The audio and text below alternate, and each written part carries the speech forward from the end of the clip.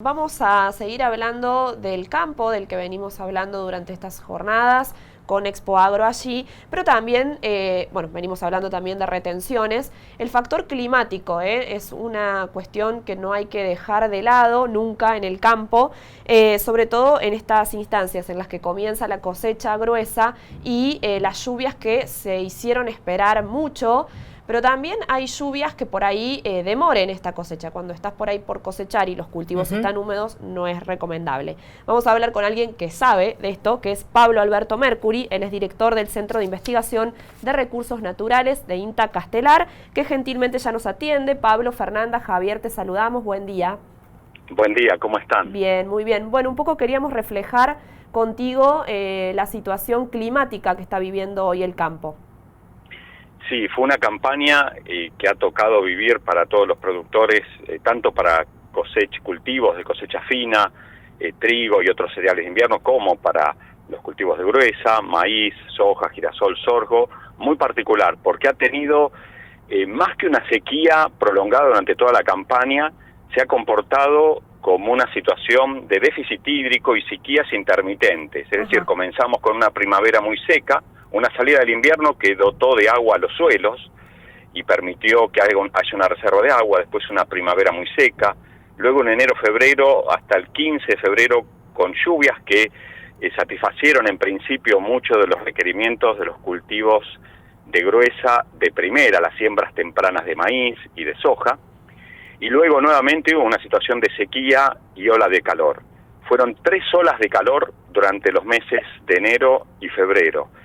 Y bueno, todas estas situaciones generan una situación de estrés hídrico en los cultivos, y los que pudieran estar más afectados por esta situación de deficiencia son los cultivos de segunda, los que al momento de estos días de tanto calor y, como vos bien decías, se incrementaron los días consecutivos sin lluvia, la cantidad de días, el periodo en que no llueve, justo en un momento de alto requerimiento de cultivos, y que son sobre todo los que estaban en floración o en llenado de grano, en lo que se llama madurez fisiológica, próximos a cosecha, y esa instancia son especialmente los cultivos de primera de ciclo largo y las siembras tardías de maíz, o los cultivos, las hojas de segunda que se llaman, ¿no? Claro. Las siembras más tardías. Pero bueno, ahora estas lluvias que continúan incluso en todo el centro del país e incluso en todo el sur de Córdoba, porque el frente finalmente va a pasar hacia el sábado y domingo, van a seguir aportando milimetrajes para el recuperar el balance de agua en el suelo y para los requerimientos de los cultivos, y también se esperaría nuevamente mal tiempo y chances de lluvia que favorezcan áreas productivas para los días martes y miércoles, esto incluyendo todo el área central del país, la zona núcleo y el centro-sur de la provincia de Córdoba.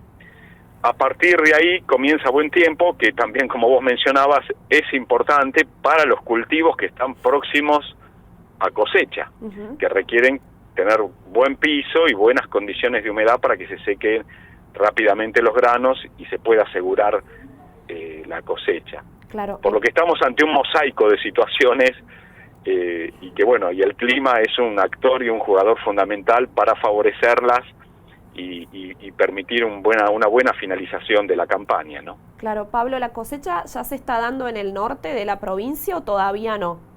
No, ya han empezado muchos lotes tempranos a ser cosechados, incluso en la provincia de Córdoba, como vos bien decís, hacia el centro norte y al noreste. Ha habido avisos de buenos rendimientos. En general, las siembras tempranas tuvieron durante floración muy buenas lluvias, lo cual es el momento de mayor requerimiento de granos.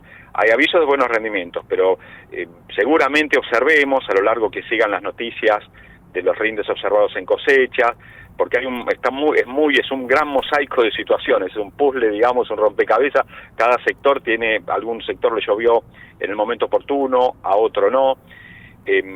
Algunos recuperaban temporariamente la disponibilidad de agua en el suelo, otros no en el momento que se necesitaba. Por lo tanto, habrá que ver cuando se vaya sumando y promediando los rindes en cada zona, cómo resulta esta campaña. Desde ya, el clima ha sido nuevamente un factor limitante para obtener una campaña de muy altos rendimientos generalizados en toda la región productiva central del país, y a un clima hay que continuar prestándole atención, porque continúa con estos comportamientos muy anómalos, cambios muy bruscos, vienen periodos húmedos, luego periodos muy secos, olas de calor muy frecuentes, y también muy difícil predicción. Seguramente la percepción pública es que están fallando nuevamente los pronósticos. Si bien cada vez hay más información climática, hay muchas fallas a 5, 7 días, 15 días, que es cuando el productor toma decisiones, ¿no?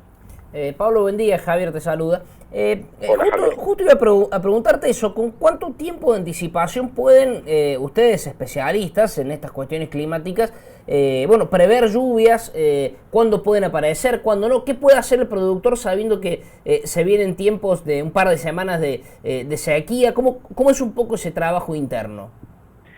Bueno, a 5 a 7 días ha mejorado mucho la predicción meteorológica. Antes pasabas el tercer día y ya fallaba muchísimo. Ahora la tendencia, si ahora decimos que bueno, hay probabilidades de que el mal tiempo continúe a inicios de la próxima semana, ya estando hacia un día jueves ya es bastante certero. Horas más, horas menos en las que ocurra ese fenómeno, o puede disminuir. A veces es muy difícil, hay muchos climatólogos que tienden a mencionar los milímetros esperados. Bueno, eso es muy variable y todavía de difícil predicción. Sí que van a ocurrir precipitaciones, pero después algo que el productor muchas veces necesita para tomar decisiones es el clima estacional, el que a veces se asocia al conocimiento de si va a ser Niño o va a ser Niña el año, cómo es el Pacífico, cómo va a influir en nuestro régimen de precipitaciones, esa gran masa de agua en el Océano Pacífico ecuatorial, que si se calienta influye mucho en darnos más precipitaciones, o si se enfría, que es la famosa Niña, nos genera sequías. Bueno, este año estuvo neutral ese gran efecto. Bueno, ese clima estacional que vos le decís cómo va a estar el otoño, en qué momento va a ser posible cosechar, está siendo especialmente en esta campaña, durante esta campaña agrícola, durante este ciclo climático, de muy difícil predicción. Claro. Y a pesar de cómo han avanzado los modelos. Y entonces a veces no tenés muchas herramientas para darle información certera para que tome las decisiones el productor.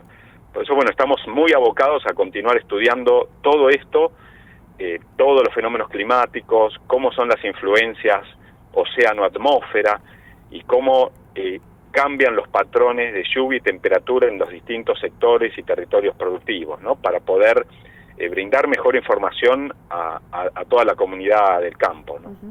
Pablo, vas a estar el viernes en Expo Agro, contanos qué vas a hacer ahí.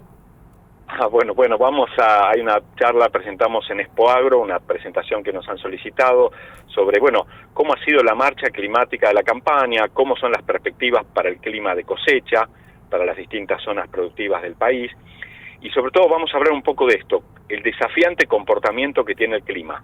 Claro. Que no hay campaña que sea igual a la otra, que ya es muy difícil trabajar con los valores medios, claro, sino que nos tenemos que mover, es decir, a veces uno dice, en enero te llueve tal promedio de precipitaciones, el valor medio de temperatura es tal. Bueno, eso ya se hace muy difícil, hay que trabajar con los valores extremos para la toma de decisiones. Bueno, ¿cómo hacer para tomar decisiones ante un clima desafiante? Vamos a ir abordando un poco eso, y también una rápida valoración a cómo el sector agropecuario es el que mejor o más rápidamente toma medidas de adaptación al cambio climático, para valorar y seguir promoviendo las acciones que el productor, que nuestro sector, que toda la institucionalidad del sector puede aportar para adaptarse al cambio climático y también para mitigarlo. Así que vamos a ahondar en eso, que a veces son algunos miedos que tiene el productor cuando se habla de emisiones, de responsabilidades de los distintos sectores, de que nuestro sector siempre ha sido pionero en poder entender el clima, poder trabajar, poder adaptarse a los cambios. Claro. La última de mi parte, estás ahí en INTA Castelar, sí. Van a estar, no sé si se va a llevar a cabo ante tantas suspensiones, pero entendemos que una empresa japonesa va a estar evaluando recursos vegetales novedosos como aromáticas, medicinales. ¿Qué nos podés contar un poco de esto? ¿Mencionás una actividad de Expoagro Sí. o de una visita No, que tenemos la en visita que va a Castelar? tener se va a dar en Castelar. Hay muchas visitas Castelar, sobre todo, tiene habitualmente visitas internacionales que recibimos prácticamente todas las semanas por convenios o los institutos de investigación. Hay muchas visitas que se han suspendido debido a este tremendo problema que tenemos de esta pandemia.